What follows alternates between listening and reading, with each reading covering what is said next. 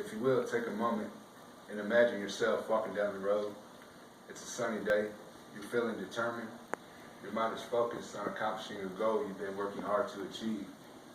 When a sudden event occurs that changes your whole mission, changes your beliefs, your whole view of life. In a moment, everything you've been working towards loses its value after what you have just witnessed.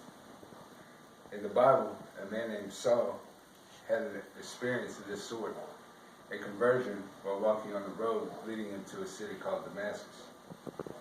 Throughout my personal readings and studies of the Bible, and my being a current student at Midwest Baptist Theological Seminary, Saul, who became better known as the Apostle Paul, has become more and more of an inspiration in my life. Today, I will share some of his story with you, a little about his life before his conversion, what happened during his conversion, and some results that came from his change of heart.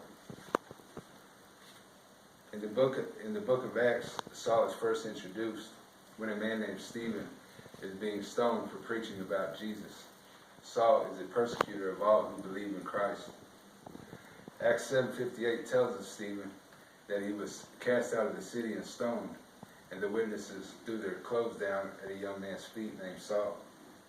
In Acts 8:1, it tells us that Saul was consenting unto his death. 2 verses later, in Acts 8:3, it says Saul makes havoc of the church, entering into every house and hailing men and women, committed them to prison. Later on in the beginning of Acts chapter 9, Saul meets with the high priest and asks for a letter to the city of Damascus and the synagogues that if he were to find any followers of Jesus, he might arrest them and bring them to Jerusalem. So Saul is on a mission to lock away all who believe in Christ, to punish them. But what happens next will change his journey of life forever. Saul meets Jesus on the road to Damascus. In Acts 9:3-8, Saul's conversion is described as a bright light from heaven shining round about him. When he hears a voice saying, "Saul, Saul, why are you persecuting me?"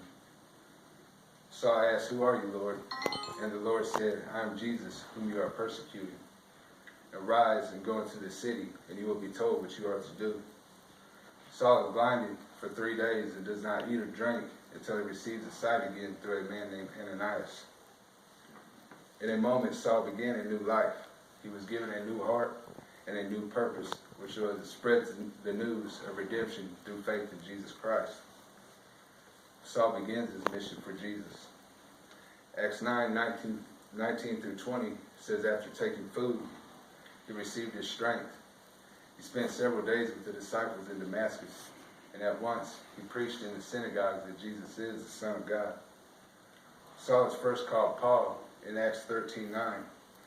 From then on, he is known as the Apostle Paul, and it has been taught by some, though not a fact, that this change of his name was a sign of him becoming a new creation in Christ. Dr. Charles Stanley did a sermon on Paul on October 20th of 2017 called Down But Not Out, in which he said that no matter what stood in Paul's way, he kept going because he never got over his encounter with Christ on the Damascus road. Paul went on 3 missionary journeys, and on those journeys, he established at least 14 churches. Paul was stoned, and he was also imprisoned at least 3 times, all relating to his faith in Jesus Christ. Though there is debate among scholars on how many books were actually written by Paul in the New Testament, he is, for a fact, the main contributor to the books in the New Testament out of all the other writers of it.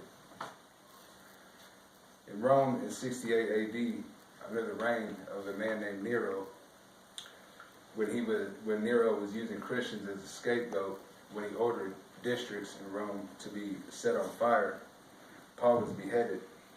This ended his mission on earth. So much more could be said of the Apostle Paul, and much is beyond my knowledge. The 3 main points I hope have stuck with you today. 1, Paul was against all who believed in Jesus. Paul met Jesus on the road to Damascus. After meeting Jesus, Paul dedicated his life to sharing his encounter with Christ to all who he came in contact with. So I end with one question. What is standing in your way of sharing your meeting of Jesus with others today. Thank you.